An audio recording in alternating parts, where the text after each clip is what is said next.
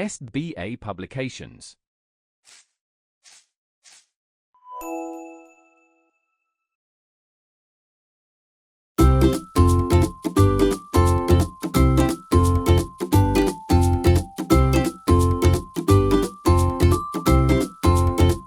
नमस्कार प्यारे बच्चों, कैसे हैं आप सब। मैं उम्मीद करती हूँ आप सब बहुत अच्छे होंगे। बच्चों, आज हम पढ़ेंगे पाठ 5 और आज के हमारे पाठ का नाम है अमर शहीदों के पत्र। चलिए शुरू करते हैं। शहीद ए आजम के नाम से प्रसिद्ध इस महान क्रांतिकारी के बलिदान को नमन करते हुए उनका एक पत्र हमारे समक्ष प्रस्तुत है।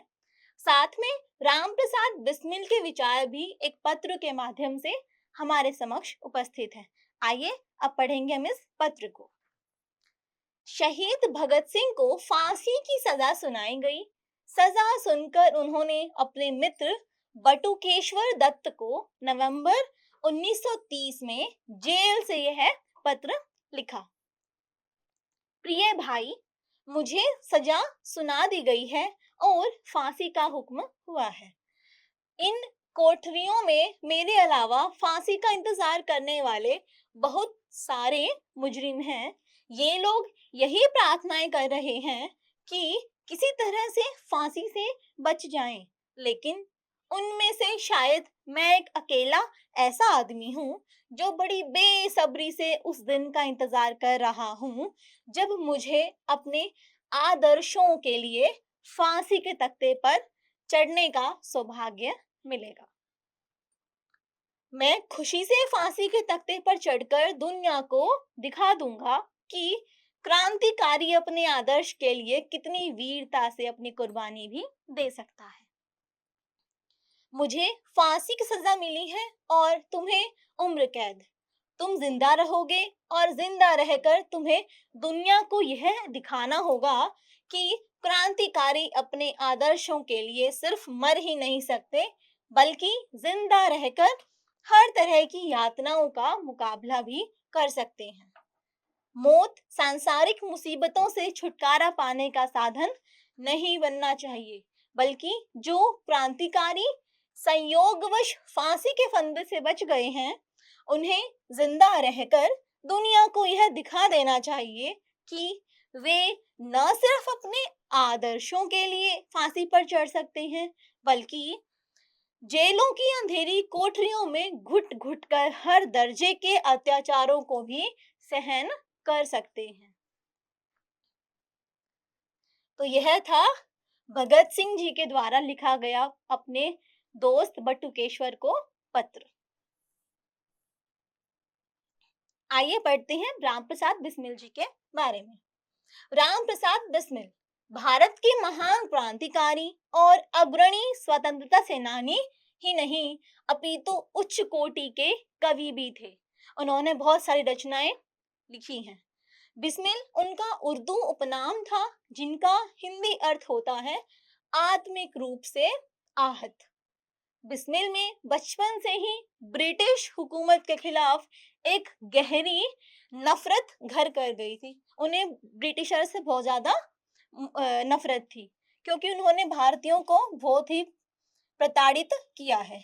अशफाक उल्लाह खान, चंद्रशेखर आजाद, भगत सिंह, राजगुरु, सुखदेव और ठाकुर रोशन सिंह जैसे क्रांतिकारियों के संपर्क में आने के बाद उन्होंने अंग्रेजों की नाक में दम करना शुरू कर दिया था।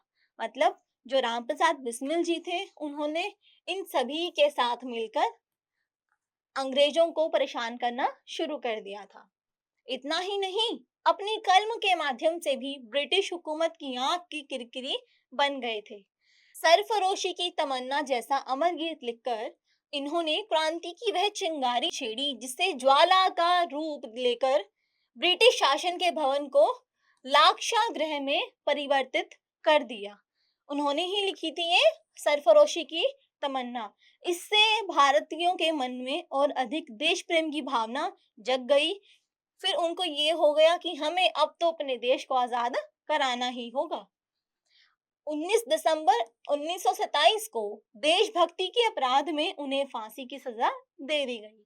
शहीद होने से एक दिन पूर्व रामप्रसाद बिस्मिल ने अपने मित्र को एक पत्र लिखा, जो पत्र यह था। 19 तारीख को जो कुछ होगा मैं उसके लिए सहर्ष तैयार हूँ, यानी कि खुशी खुशी तैयार हूँ। आत्मा अमर है जो मनुष्य की तरह वस्त्र धारण करती है। यदि देश के हित मरना पड़े तो मुझे सहस्त्रों बार भी, तो भी मैं इस कष्ट को निज ध्यान में लाऊं कभी। हे ईश, भारतवर्ष में शतबार मेरा जन्म हो, कारण सदा ही मृत्यु का देशीय कारक कर्म हो। मरते हैं बिस्मिल रोशन लाहिड़ी अशफाक अत्याचार से, होंगे ही पैदा सैकड़ों उनके रुधिर की धार से।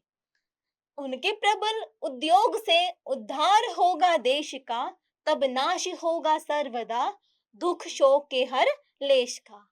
सबसे मेरा नमस्कार कहिए, तुम्हारा बिस्मिल।